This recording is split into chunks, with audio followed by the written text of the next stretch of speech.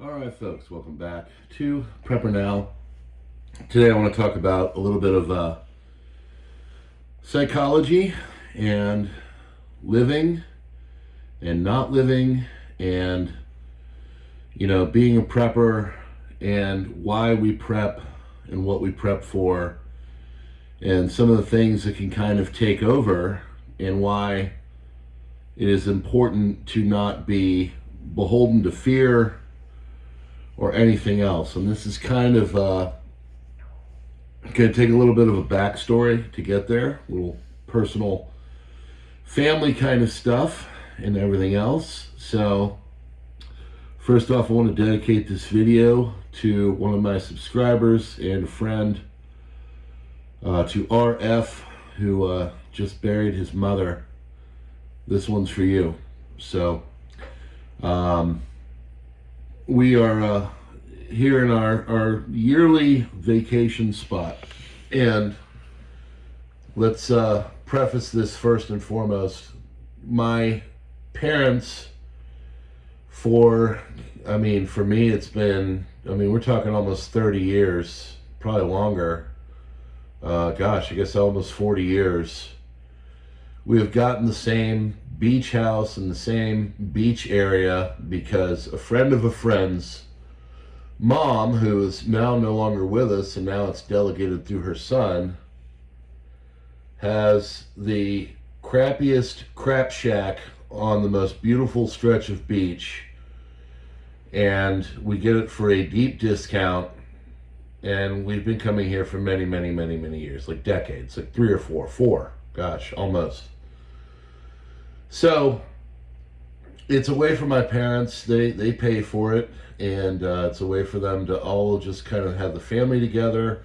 And we used to do this with other families, and now we do it on our own because my family has grown, and it's just a way for us to get away and enjoy with my parents. And this one is special for many reasons. First and foremost, we think it might be one of the last times that we're able to be here. And there's a lot of different reasons for that. And the main thing is my mother. My mother is up there in age. She's 80, and she has had multiple health stuff in the last decade, all of which she has overcome. So she first had a breast cancer, and she beat that. And then she had lung cancer, and she beat that. And then last January, she fell and she broke her hip, and she beat that.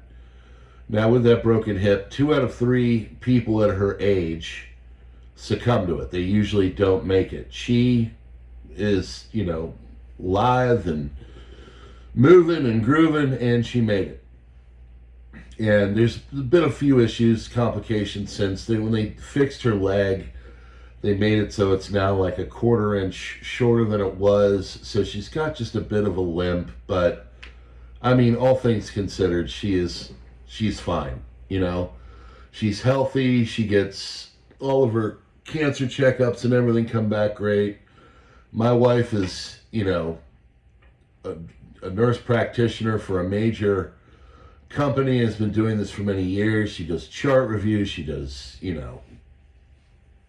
everything. And she monitors my mom's health, and it's fine. There's nothing wrong with it. The problem is that my mom is now fearful of everything. She's fearful of just going from the couch to the kitchen. It really kind of dented her psychology with the hip thing and with other stuff.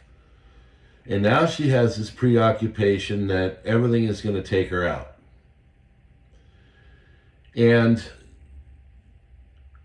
of course, I'm telling her, I'm talking to him, and she gets mad at my dad, and my dad's in really good shape. He's 82, just turned, and he's still walking around and grooving and fine, and he can drive, and he's, quick as a whip. He's all of his mental stuff all there. My mom gets sundowners, as it's known, so in the evening time she'll kind of, screw up a story or repeat, but nothing, crazy. She knows where she's at. She knows what she's doing.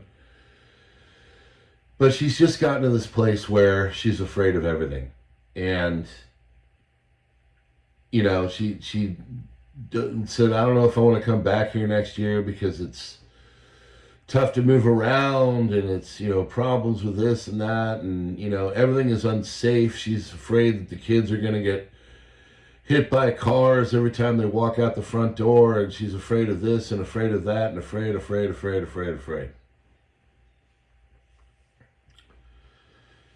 And it's just no way to live your life. And basically we're getting to the point, and I had the conversation with her, and also, being 80 and having friends that are around this similar age, many of them are passing away and they're moving on. And that hits on your psychology too. And so we had a conversation, and my dad talks to my wife. My dad and my wife really get along. And my wife, not only does she do medical stuff, she also does some light psychological stuff with the people that she talks to. There's a lot of people out there that are depressed. There's a lot of people out there that are not living, and they're living in constant fear. And she really has seen an uptick of this since Rona. And so my dad, talked to her and just kind of laid it out and just said, she's so negative. She's always, afraid of this and afraid of that. And she just she's not really living anymore. She's negative, And I get my prepper side from my mom. My mom has always been a worrywart and all that, but it's never been the kind of thing where it's affected her happiness or her freedom or anything. And now we're getting into that realm.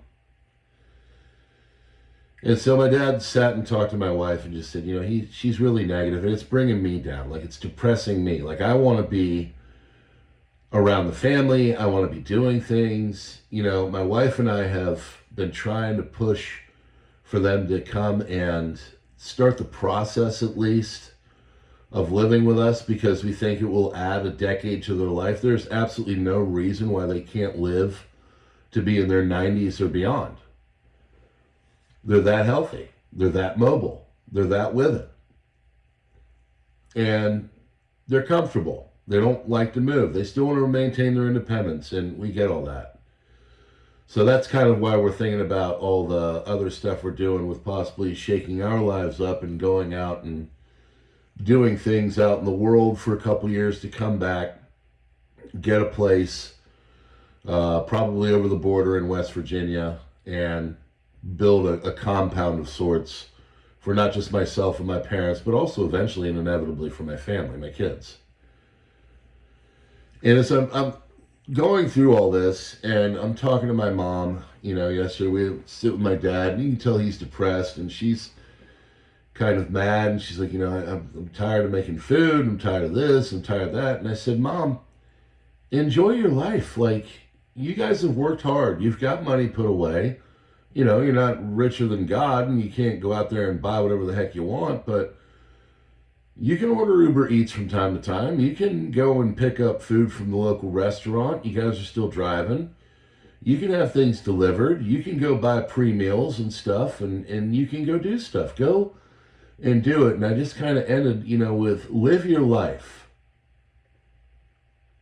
Live your life. And I said the old thing that we all have heard before, everybody dies, but not everybody lives. And, I kind of said that. I said, when I got sober at 33, we're rounding the bend on 19 years. And I said, I see 18 to 33, which is when I was really running and gunning as a drinker and a addict. I see at 33, my life was given back to be my God. God came into my life, he entered my heart, and he said, you're better than this. Let's fix this, but you're going to have to do some work. I'll help you along the way, but you're going to have to do some work. And thank God I listened, because the gifts I've been given from God are too many to mention here. And I'm not going to look a gift horse in the mouth, as my dad says. And I told her, I said, you got to live your life. Not everybody lives, but everybody dies. And looking back and woulda, coulda, shoulda, and worrying about this and ifs and buts and candy and nuts and we'll all have a Merry Christmas, all these things I heard as a kid, you can't live your life that way. So as preppers, to bring this into the now, as preppers, you guys can't go and live your life in fear. Now that doesn't mean you're, going out and doing crazy stuff. It also doesn't mean you're sitting on, your compound and you're not going anywhere and you're stocking food because you think mushroom clouds are going to be floating all around you here in the next year. My wife and I travel for a reason. I am a freedom lover. I don't prep because I don't want freedom. I prep because I want freedom. I don't want to have to worry about my power in a thunderstorm. I don't want to have to worry about, water when there's a boil alert or something happens with the local whatever. You get the point. I prep for freedom. I prep so I can go live my life. I prep so when the prices are too much, I can say, okay, go bust open that box of pasta we've had. Go get those fruit cocktails that my kids have been going through because the fruit's too damn gross from the grocery store, what's going on with that, or they're $3 for a can now. I got them when they were 75 cents. That's why I prep. So I can save money. I can go out. We have traveled, my wife's been to, I think she said 18 countries. I've been to almost 10. I think I've been 9. 10 if you count America. You don't live by being afraid of everything. You don't live by worrying that every single thing that happens. I know I put out things on the crisis report, but that's so you guys have an idea of what's going on. I take that upon myself so you can see things coming and then you can deal with it. You can go, oh, okay, wow, I didn't know that thing was going to happen. Like I was listening to the Popular Report. I like a show. And he's talking about how they're putting in scanners to Sam's Club and how there's going to be no checkout. It's all going to be on your app, on your phone, and all the problems that's going to entail. Now, do I sit there and freak out about a digital beast system being placed all around me? Well, sure, that's in the back of my mind, but same time, I'm like, well, if enough of us put the middle finger up and say, you know what, I'll take your scanner and shove it where the sun don't shine, they'll go back. Once you figure out the corporations, their whole motivation and bloodline is how much money they can extract from us, you don't care. You figure it out. You're like, okay, I'll take my damn money away. And you can just sit there and sit on it. I don't care. And trust me, other people think that way, and then they go, oh, wait a second, we're losing a crap load of money. We got to get rid of this. Of course you do. Now, is that going to stop the whole process of things? Maybe not. Might just be a speed bump. But still, I'm not going to change, my happiness and my freedom and everything because I'm sitting there living in fear, worried about all this stuff coming and everything. I told my mom is an elementary school teacher. And her favorite thing in the world is sitting there and educating and loving on, little ones in the right way, of course, like sitting there, reading books to them and stuff like that. You know what I mean? Anybody says any comments, I'm going to 86 you. You know exactly what I mean. She loves being around kids. She loves reading to them. She loves holding them and having them and all that kind of stuff. And I told her, maybe you should go volunteer at a hospital and read to sick kids. Maybe you should go in and find the local elementary school and see if you can't do a reading hour. Maybe you should go and see if there's an extra thing. They go and they do the child care at church. And she's the one sitting in there with the little kids and on Sunday morning. So maybe you should go find other places you can do this more extended. This is what brings you joy. Go find what brings you joy and go give that joy to yourself and get a reason to live. Prepping is to help you live. It is not to have you worry about dying. Okay? Prepping is to make it so you have all the freedoms, and if anything were to ever happen, you can go, yep, check that box. Yep, check that box. Okay, cool. What's going on? All right, everybody's good. We're home. We got it all handled. That's what it's about. Folks, go live your life. Don't worry about what other people are doing, and don't live your life in fear, and don't prep from fear. Prep for freedom. That's the best way to be. You're not prepping to be fearful. You're prepping to maintain your freedom. Now, my mom is going to figure it out, and you know, I'm going to do my best to try to work all this in and talk to her and everything, but I pray to God that when I get up there in age, that I, first of all, can make it up there, but also that I fill every day with joy and love and life, and I try to do things in a way that will extend me as long as possible, and as my father would say, add value to the world, whatever that may be. Whether that's helping a neighbor, whether that's helping a child, whether that's helping a parent, helping a random person on the street, it doesn't matter. You know, my parents are very altruistic, and I think what's happened is they're not able to spread that anymore. My mom felt altruistic as a teacher, and she doesn't have that, and so now it's kind of seeped in a negative way.